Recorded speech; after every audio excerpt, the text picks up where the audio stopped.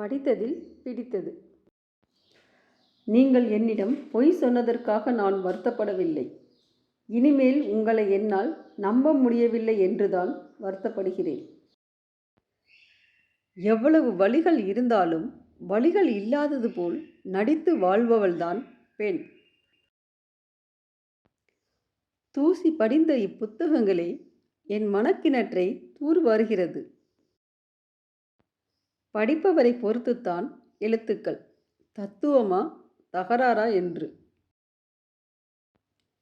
சில நேரங்களில் மக்கள் உண்மையை கேட்க விரும்பவில்லை.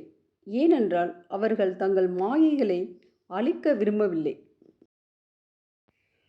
வழி அனுப்பவும் ஆள் இருக்காது, வரவேற்கவும் ஆள் இருக்காது. ஆனாலும் சிலரின் பயணங்கள் சுவாரஸ்யமானவை. பேசுவதில் பிரச்சனை என்றால் பேசி தீர்த்து விடலாம். பேசுவதே பிரச்சனை என்றால் எதுவுமே செய்ய முடியாது. நல்லதை கூட சில இடங்களில் பேசாமல் இருப்பதுதான் நல்லது. முதல் பக்கத்திலேயே பிழை என நினைத்து முழு புத்தகத்தையும் விமர்சிப்பவர்களுக்கு கடைசி பக்கத்தில் இருக்கும் விளக்கம் ஒருபோதும் தெரிய போவதில்லை. பிளந்திருக்கும் பாறாங்கல்லினை ஊசி நூலெடுத்து தையலிடுவது போலதான் விரிசலுக்கு பின் போராடும் சமாதான சொற்கள். மனமே பதற்றப்படாதே, மெல்ல மெல்லத்தான் எல்லாம் நடக்கும்.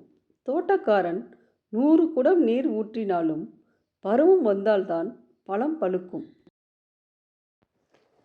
இப்போதெல்லாம் நான் எந்த உறவையும் தேடுவதில்லை. தேடுவதை விட்டுவிட்டு தொலைய கற்றுக்கொண்டேன். உறுதிப்படுத்திக் கொள். உன் எண்ணங்கள் மட்டுமே எப்போதும் உமக்கு நல்வழியை தேர்ந்தெடுக்கும். சிந்தனையை சிதறடிக்காதே.